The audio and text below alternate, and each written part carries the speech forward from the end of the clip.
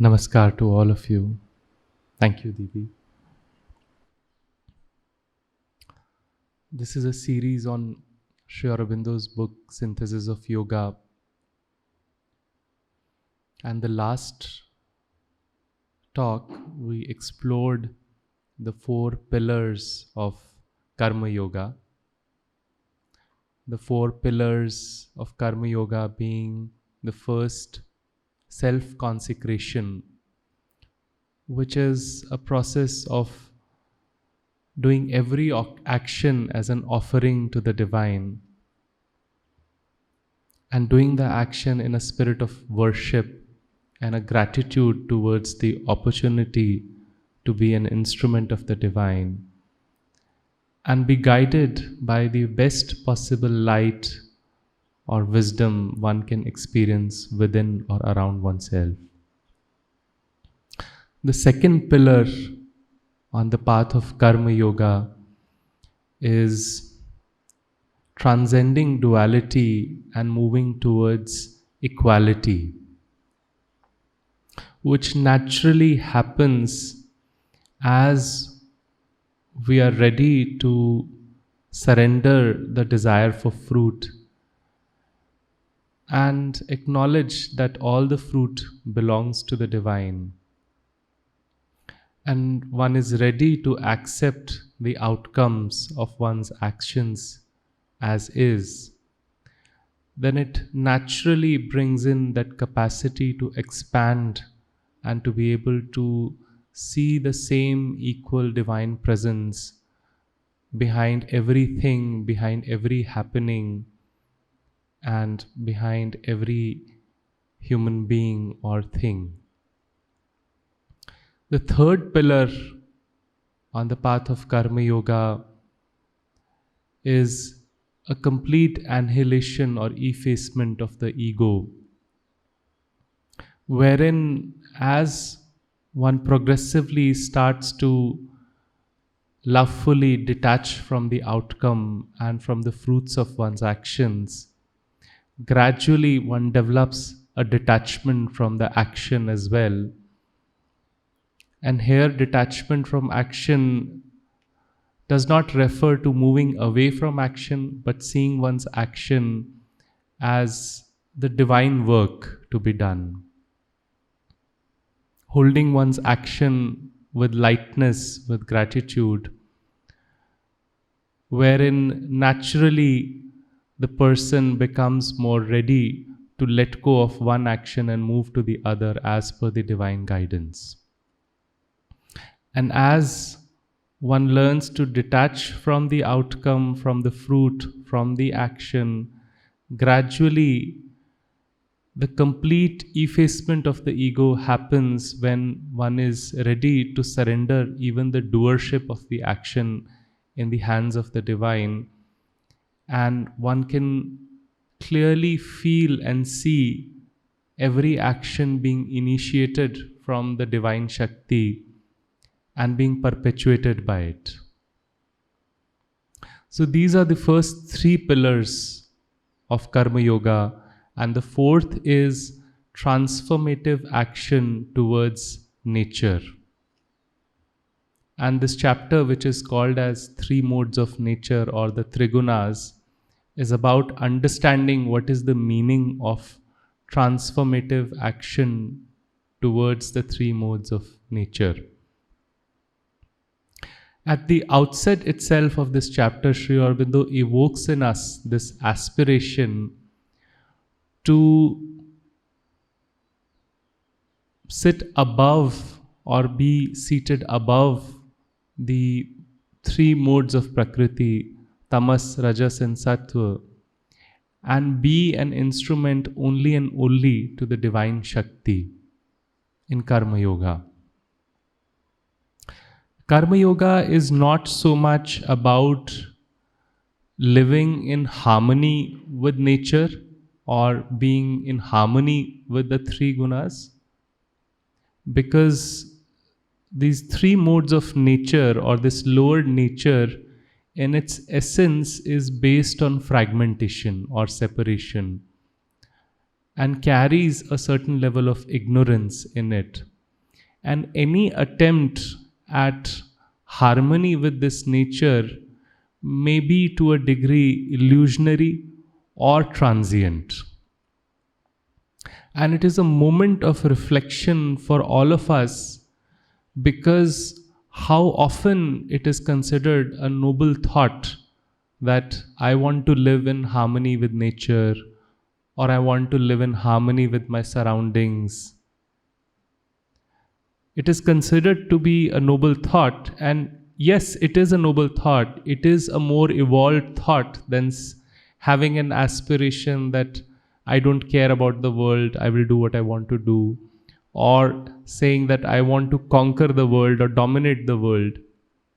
So it is a more evolved thought than these, but is it the highest possible aspiration for a human being? And for that, one can look at, there is a possibility of a higher aspiration, which is to look at a possibility of connecting with the source of this harmony with nature. And that source of harmony with this nature is also the source of disharmony in this nature, which is the Ishvara Shakti. And when one connects to the Ishvara Shakti, there is a movement from this separative experience to an experience of oneness, from an experience of incapacity and inaction in Prakriti to an experience of abundance and infinite power, and an experience of true liberation and transcending duality into equality. And this higher nature or divine Shakti acts in this world or evolves this world through disharmony, through destruction, and creating newer and newer and more evolved systems. So one cannot run away from disharmony and destruction. It is part of the Prakriti, it's the part of higher nature and its action. So at the outset of this chapter itself, Sri Aurobindo calls out for us to have clarity in what ideals and aspirations that we set for ourselves. It is being subject only and only to the divine Shakti, and one's attitude towards Prakriti has to be of progressive mastery and contributing to the transformation of these three modes of nature. And when we are clear about this aspect and this aspiration, the next thing is about understanding and experiencing the true meaning of Tamas, Rajas and Sattva. In fact, this chapter is less about understanding the meaning, but more about experiencing the Tamas, Rajas and Sattva. Because it is relatively easy to understand what they mean, but that progressive mastery can only happen if it translates into our experience. What is it that Tamas represents? How does Tamas feel like? What is the experience of Rajas and Sattva? And that is how the concept of Trigunas evolved in the history of mankind, where it was an outcome of long psychological experiments of the rishis. It was born out of an acute self-observation and an intuitive self-perception. And here Sri Aurobindo describes the Trigunas and their qualities in brief. Sattva is the force of equilibrium and translates in quality as good and harmony and happiness and light. Rajas is the force of kinesis or moving forward, and it translates in quality as struggle and effort and passion and action. Tamas is the force of inconscience and inertia, and translates in quality as obscurity, incapacity, and inaction. So the nature of Sattva is about equilibrium. The nature of Rajas is kinesis or action. And the nature of Tamas is a heaviness, an incapacity, an inertia. Let us look at each of them one by one. So if we take any form in this universe, be it a plant or an animal or a human being or matter, it carries a collective vibration and a poise, a natural state of poise of its own. And that form with its own natural poise is continually being impacted from outside by other forces and by other forms with their own natural poise.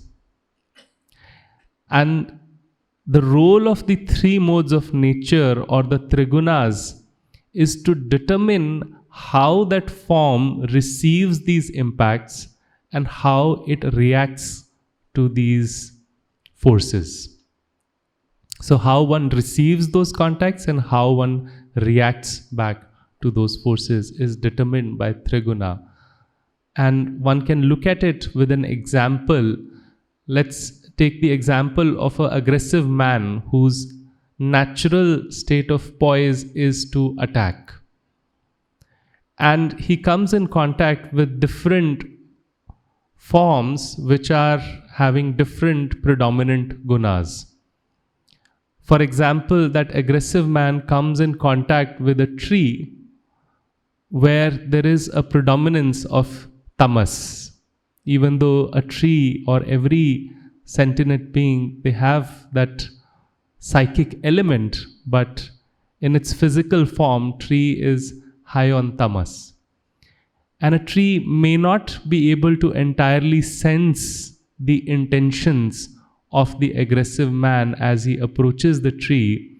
So there is a certain level of unconsciousness and unawareness in receiving the contact of the outer forces. And then there is an incapacity of reacting back to that aggressive man. There is an inertia and more of an incapacity in doing something about it. And what is the outcome of this unconsciousness, unawareness, and then an incapacity is an eventual disintegration and destruction of the form, and the aggressive man puts his axe to the tree and the tree gets destroyed. Another example to understand and experience what rajas or the force of kinesis stands for, if that aggressive man comes in contact with an animal, say for example a dog, who has a certain rise in the awareness and he can sense the intentions of the man, the dog may be more proactive in setting one's boundaries, and these days sometimes animals are more proactive in their boundaries than human beings. They like to create their own boundaries. So he may choose to struggle with it and may create an effort. He may choose to bark or may end up in a physical fight. So there will be struggle, there will be an effort. He may be successful in shooing away the aggressive man or may succumb. But that's the nature of rajas. There is that kinesis, there is first a certain level of increase in that awareness, and then there is a struggle and effort and eventual outcomes. And then if the same aggressive man comes in contact with a sattvic human being or a saintly human being, then that sattvic man has the capacity or that penetrative intelligence that he can see through the intentions of this aggressive man, and he can also see through what ails this person, what is the reason behind his aggression, and then through his saintly vibration or through his calmness or peace, he may be able to calm down that aggressive man. or may be able to discover the point of harmony between the two and may be able to get the best out of the situation. So this is how different forms or how trigunas determine how one receives a contact and how one reacts back to the contact.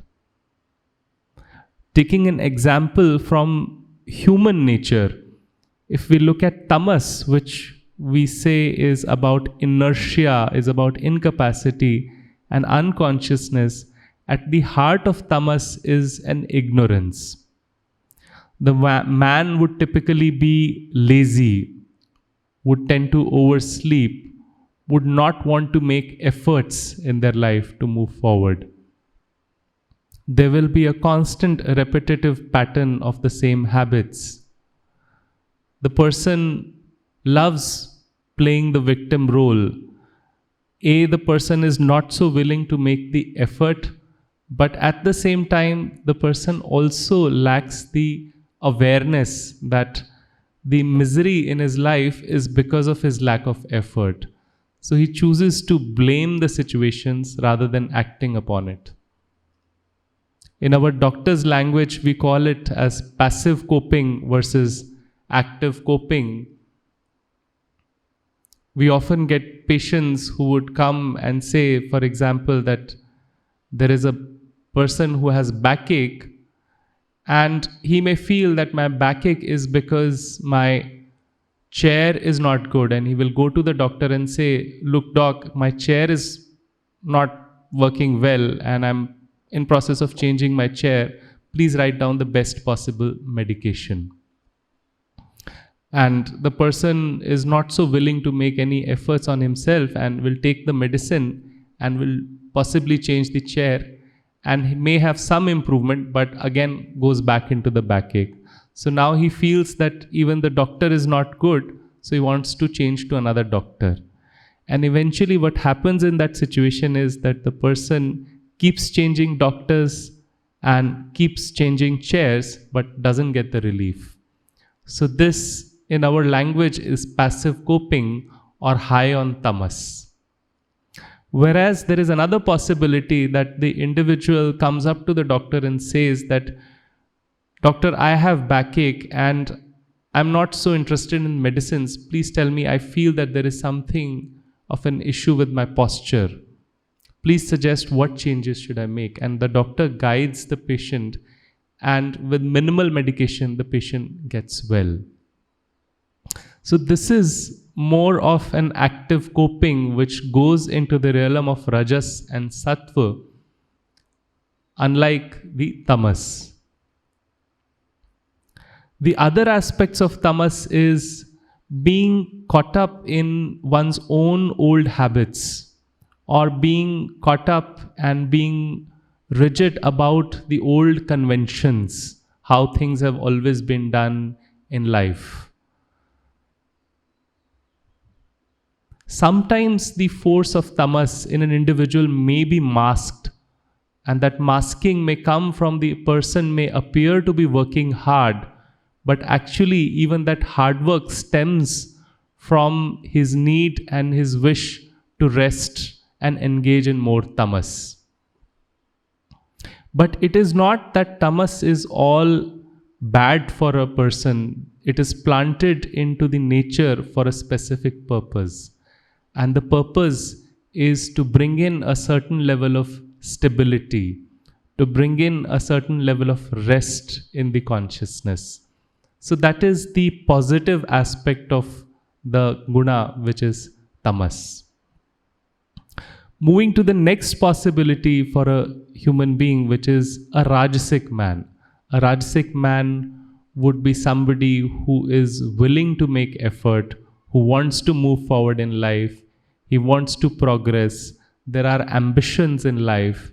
And as Sri Aurobindo calls it, he builds for himself a many-colored house. And as one is willing to do the hard work and make the efforts, it brings in a certain understanding, a certain awareness of the truth of life. But still, that truth may not be the entire truth, because it is still colored by passion, by ambition, by fears, insecurities, competitiveness, jealousy, envy, all these emotions. So it may not be entirely the true light of the divine. And sometimes there is a deep understanding of what is right and wrong, but the Rajasic man is not so much interested in engaging in what is right and wrong. He engages in the right only till the point it serves his own personal ambition. And where there is a conflict between the two, then the personal ambition takes over. And the ignorance of the Rajasic man can get further amplified and turn, because there is success for him, and it can turn into an arrogant ignorance. And in that arrogant ignorance, the Rajasic man sometimes ends up attracting towards oneself, through the law of attraction, a lot of asuric forces or negative forces towards oneself. A typical example of this is of a man who would make a lot of effort and hard work in his life and rise up the ranks. And as he does that, it brings in a certain success, a certain name and fame in his life. And as that happens, if the rajas is unbridled, he starts to lose his head.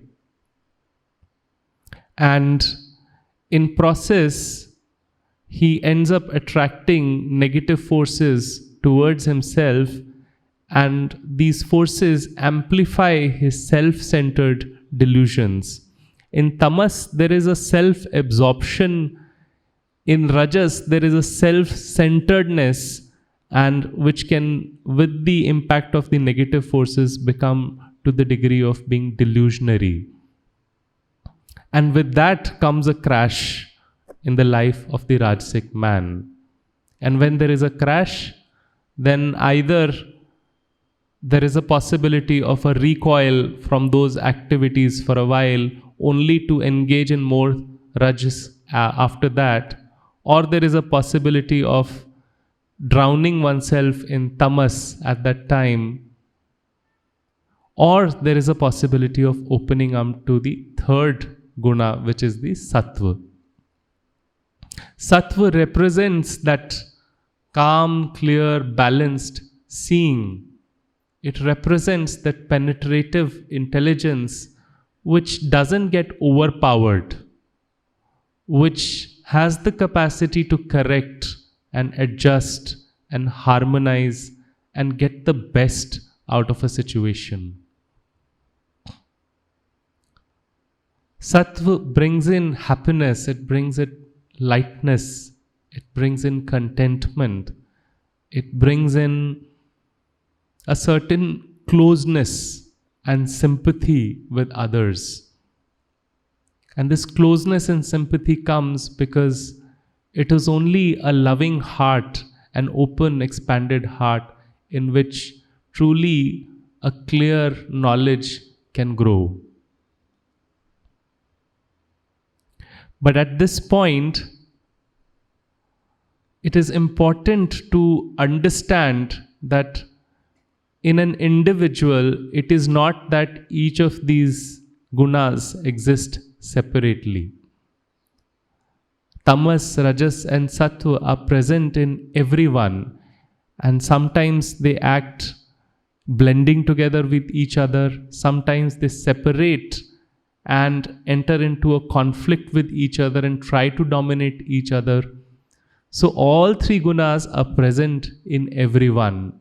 Even the dullest man has moments of sattvic action. So when one says that he or she is tamasic or he or she is rajasic or sattvic, it's largely an approximation and not the entire truth. And Sri Aurobindo drives home this message by saying, the wise are not always or wholly wise. The intelligent are only intelligent in patches. The saint suppresses in himself many unsaintly movements. So in a saint also there are these tamasic and rajasic movements, tries to suppress them. And the evil are not entirely evil. The dullest has his unexpressed or unused and undeveloped capacity. So even the dullest person has those capacities which are yet unexpressed. And also it is important to understand that the current proportion of tamas, rajas, sattva a particular individual may carry does not represent his soul state or the gifts of the soul or the qualities of the soul. To understand that with an example, Gautam Buddha, when he was in his kingdom and enjoying the pleasures of life, may have had a very different combination of the trigunas. And when he moved into the forest in search of the truth, he may have had a very different proportion of the trigunas. And after moving in that process or growing in the process and after enlightenment, he may have moved beyond the gunas into the nistragunya or the trigunatita, which we will explore further in the talk. But one cannot approximate and see the proportion of the trigunas as the soul himself. The soul carries its own capacities and qualities which are beyond the trigunas. And to be able to observe the action of these trigunas calls for being seated high above the trigunas and to observe them without getting influenced by the action of these gunas and also by not interfering with their action. And as one observes their action with calmness and acuteness and intensity, one comes to the understanding and awareness of how these trigunas are constantly molding our action and responses.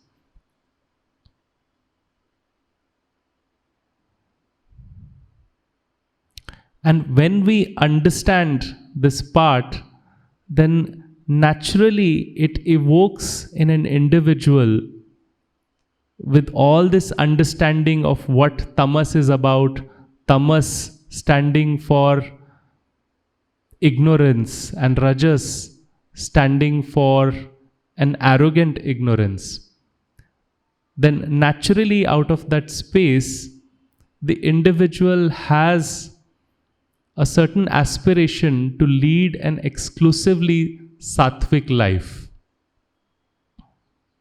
But when this thought arises in an individual to be as sattvic as possible, okay, I cannot be entirely sattvic, but I can be as much as possible sattvic and let go of the other gunas, then there are a certain pitfalls even in this thought process. The first pitfall is, of course, that one cannot be entirely sattvic as all the three gunas exist in an individual, and very often practically an individual has two of these gunas which are predominant. So if a sattvic person or a person willing to move towards sattva tries to eliminate rajas out of his system, he wants to let go of all ambitions and desires, what happens is that the tamas starts to take over. And as the tamas takes over, then it brings in a certain inertia in one's saintly movement. So the person starts to become more and more ascetic and give up one's actions. Or it brings in a certain narrowness in the action of sattva. So the person starts to miss out on the whole bigger picture and see some things as right or some things as wrong. Shastron mein ye sahi likha hai, shastron mein ye galat likha hai. So that kind of narrowness or a sattvic rigidity starts to come in when the tamasic quotient goes up in space of rajas. And that is how tamas works. It contradicts rajas by creating an inertia, and it contradicts sattva by creating narrowness of the vision. And if the person becomes aware of this and now wishes to eliminate the tamas out of the being and embrace a bit of rajas and sattva, then the nature of rajas is to grab the high-seated ideas or the light of the sattva and use it for one's own personal ambitions. And when that happens, then what we commonly see, there is a certain commercialization of sainthood that starts to happen. And not to say any of this is good or bad, but one needs to clearly understand that if the ideal for an individual is to live a sattvic life, then it comes with these pitfalls that rajas brings that commercialization of the light, and tamas brings in that rigidity and asceticism.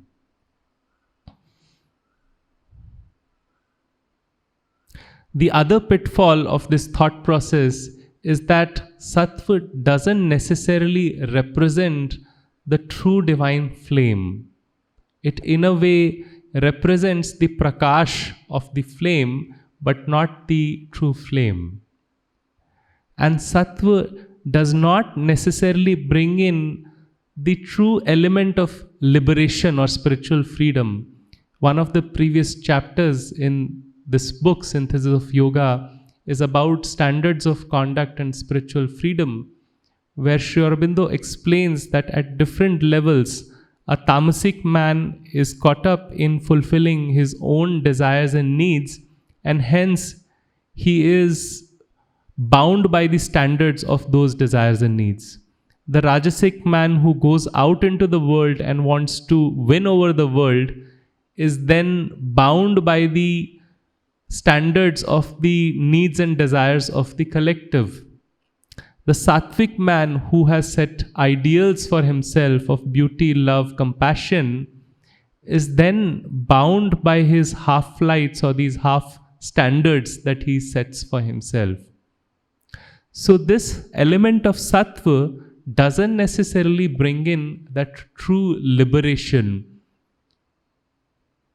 in the true sense.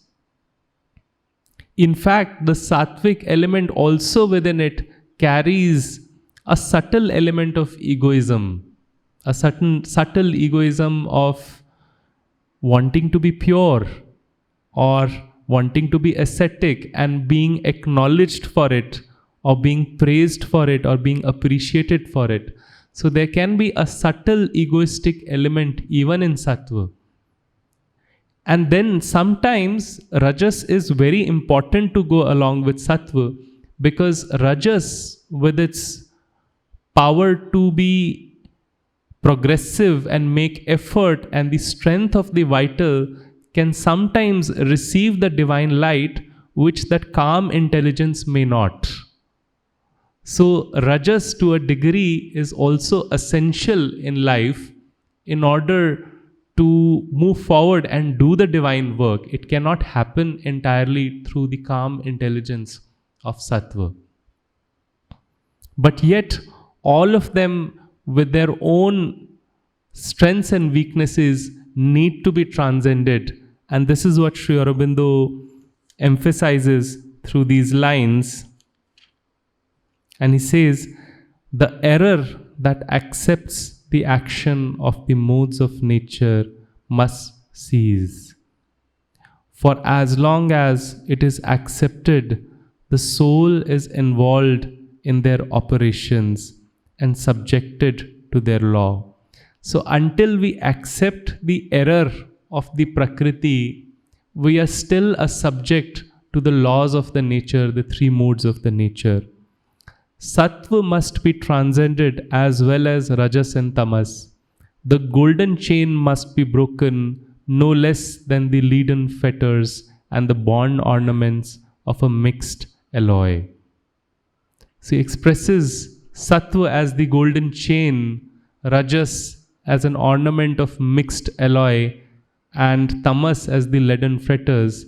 And he calls out for not just breaking the mixed alloy ornament or the leaden fetters, but also the golden ornament, which looks very beautiful but doesn't offer that true liberation or beautification of the divine Shakti. So he calls out for being subject only and only to the divine Shakti seated above us or in the depths of our heart as the psychic being. And to be able to rise above this Prakriti, what is required is an acute self observation. Observation or witnessing is something which is very easy to talk about, but it calls out for a lot of practice. Because very often in observation and in our life, we are caught up in this left brain thinking all the time, analyzing whatever we are receiving from the sensory stimulus or in our own self centered life. So, moving out of that space, when one tries to observe oneself, either one is not able to observe, or the moment one gets into the observer position, the tamas takes over, because observation is about non-interference with the Prakriti, and when one tries not to interfere, then tamas takes over and the observation becomes into unconsciousness.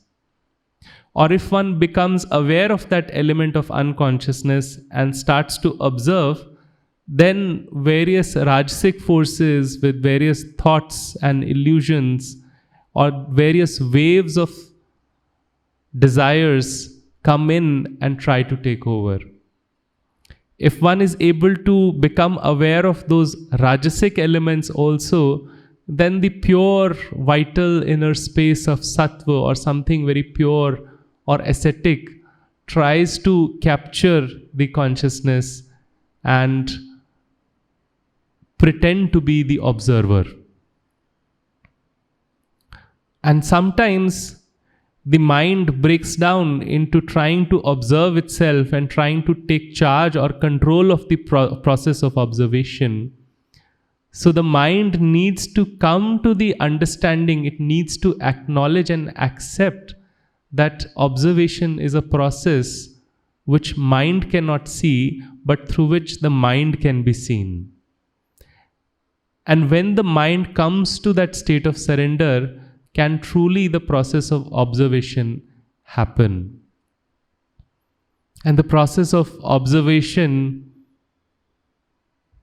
and moving out of that left brain, maybe we can all do together, we can close our eyes, is about moving out of the left brain into the right brain, which is imaginative and likes to visualize.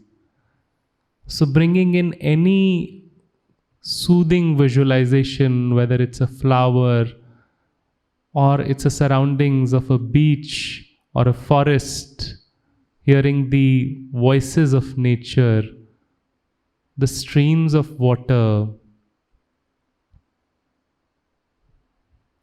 and being able to stay in that experience.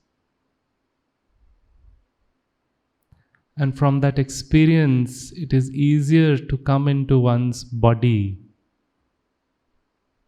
and be aware of one's breath.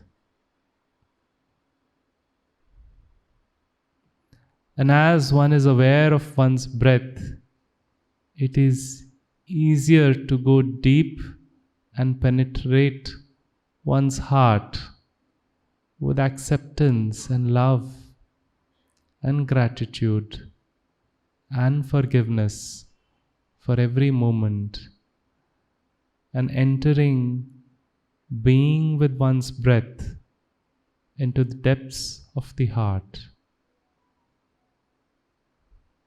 And as one enters the depths of one's heart, one can enter into that state of observation where one observes the breath, observes the present moment, observes the forces of tamas and rajas and the sattva coming in.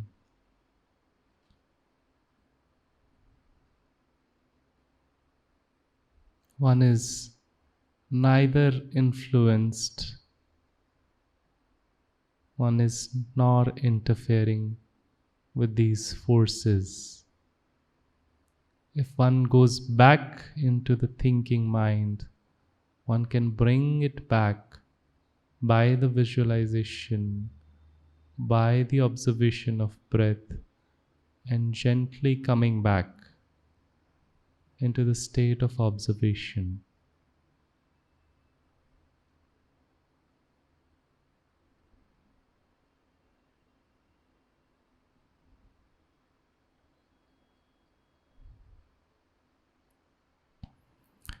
And as we open our eyes, no matter what degree to which we are able to engage in this process, but to some degree, as we observe and we come out of it, there is an experience of having disentangled oneself to a certain degree from the trigunas. If the tamas was taking over us, we feel a certain freedom from tamas. If some passion or ambition had taken over us, then there is a certain freedom from that. And if we were idealizing the sattvic space, one develops a gap from that idealization. And that brings in progressively, as one does more and more self-observation, one develops a kind of a static freedom of the nistragunya.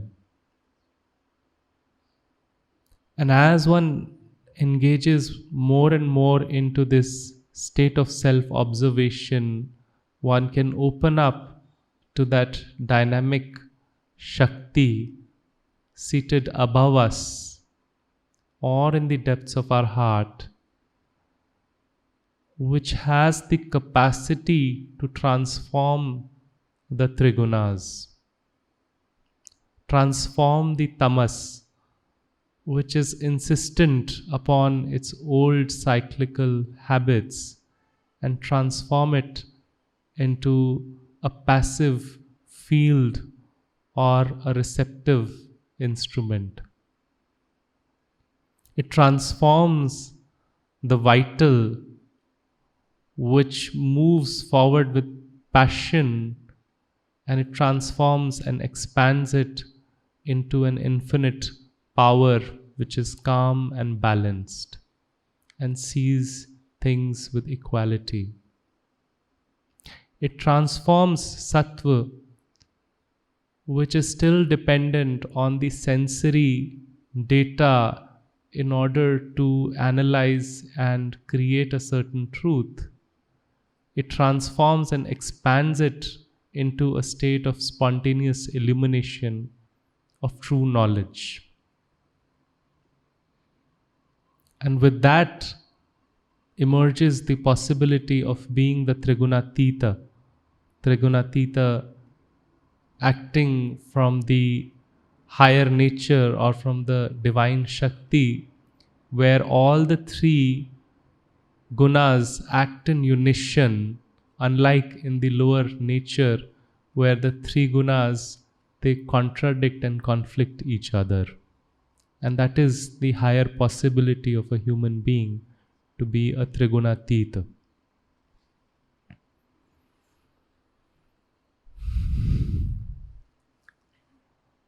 So coming back to the purpose of the talk that we started with, which is to bring in that experience of tamas, rajas and sattva.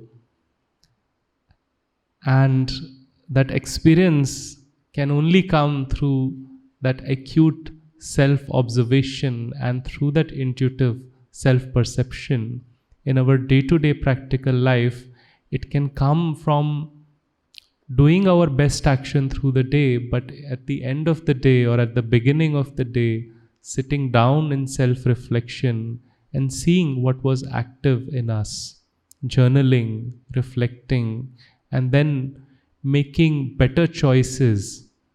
Even though Sri Aurobindo talks about de-identifying from all the three gunas, but for us, when initially the tamas may be the predominant, sometimes the one little step forward is to move towards rajas.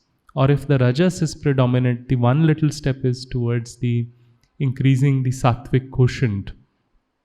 But the purpose of Sri Aurobindo emphasizing is not to idealize sattva as the ultimate goal of spirituality, but to see beyond and seek the true liberation in the divine Shakti or the psychic being in the depths of our heart. And with this, I'll end with a story I heard in one of Dr. Bijlani's talks about a man who was seeing a road being built, and he was seeing some workers crushing some stones, and goes and asks one of the worker that, what are you doing? And the worker says that, I am crushing these stones so that I can earn some money and feed myself.